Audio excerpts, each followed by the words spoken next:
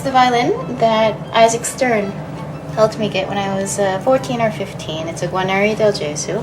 It was made in 1717, so it's just under 300 years old. It's my little baby. I'm really attached to it. It's a phenomenal instrument. I'm very, very lucky to have it. It's my voice. It's my voice when I'm on stage. So it is very, very important, and it also is a reflection of my own character.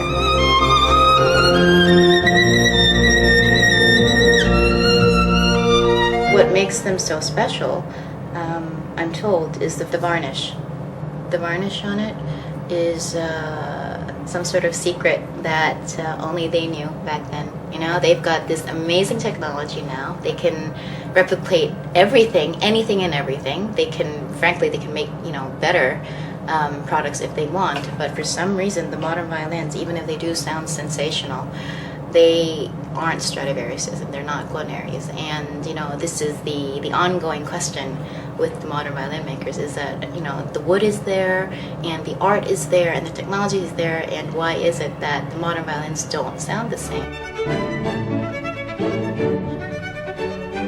Well, this is the fun part of my job. Okay, I shouldn't say the fun part because everything else is pretty fantastic, but the girly part, I should say. The dresses.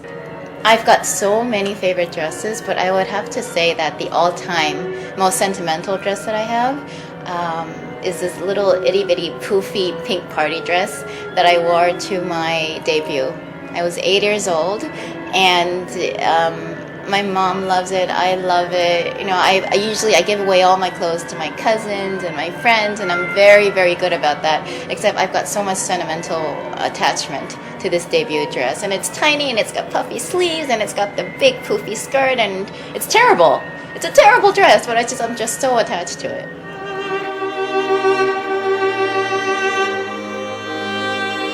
The number one thing that I always think about is, will this dress fit this composer? Because if the two don't correlate, then I don't wear the dress. Let's talk about your image.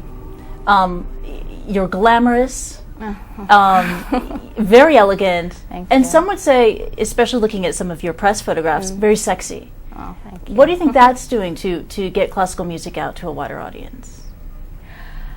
That's a fine line. Yeah, it really is a fine line. I started out as a child prodigy. That was where the main focus was for the longest time. I sometimes see photos of classical musicians or like CD covers of classical musicians in extremely risque poses or wearing next to nothing, playing Bach or Brahms or Beethoven, and I don't see the correlation. And that's not something that I feel that I need to do. I think I've been in the industry long enough and I've got enough credibility that I don't need to be doing that. I also have been very vocal about the fact that I'm really not that interested in crossover projects. There are others who do it better than I do. Crossover is the hybrid between classical music and pop music. Yeah, or crossover being anything that's not, a fusion, basically. Right. Fusion of something. But you have worked with Andrew Lloyd Webber. I have. The Fantasia project. I have.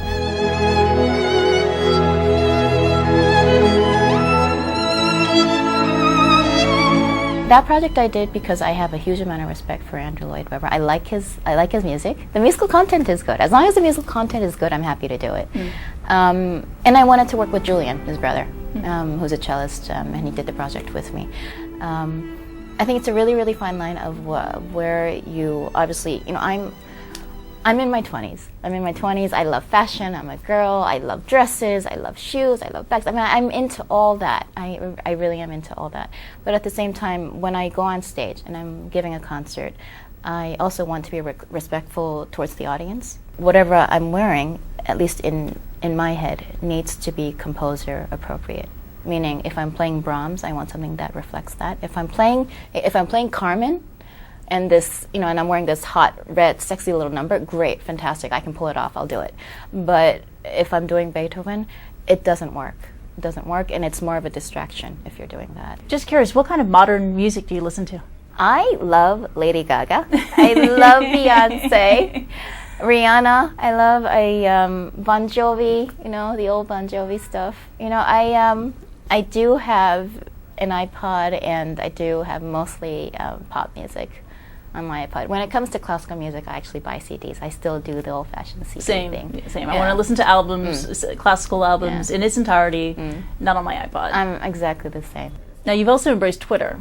And I was checking out your Twitter feed. First of all, you're not following anyone, and I think that needs to change. You're welcome to follow me back. And you tweeted this. I'm going to read this. Oh, God. I had literally 20 minutes to speed shop today. Did an astonishing amount of damage in 20 minutes. Yeah, that sounds like me. Are you a bit of a shopaholic? I am very much of a shopaholic. I'm guilty of that. I'm really good at it.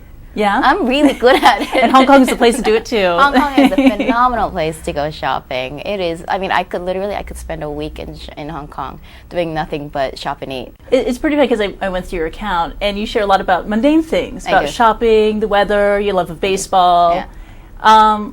Would you share details about your romantic life? Had to ask, sorry. Yeah, no, of course.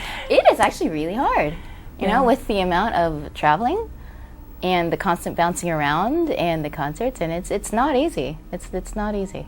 Yeah. You say you didn't have a normal childhood, so is that something you crave, that you wished you had? You know, I have to hand it to my parents. They really did try. They really did try to give me as normal a childhood as I possibly could have at that stage. But the fact of the matter is, if you're giving concerts and you're doing press and you're making recordings and you're still trying to go to school at the same time, something needs to give. So no regrets at all? Yeah, no regrets. There's a little pause there. No, you know what? Regrets, meaning for my life, when it comes to my career and my happiness and where I am right now in my life, absolutely happy. No regrets whatsoever.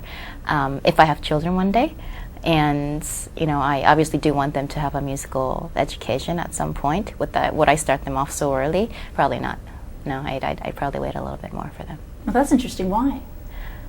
I want them to have a life. I want them to have a little bit more of a normal life than I did. Sarah Chang, it's been an absolute delight. Thank you so much. Thank you.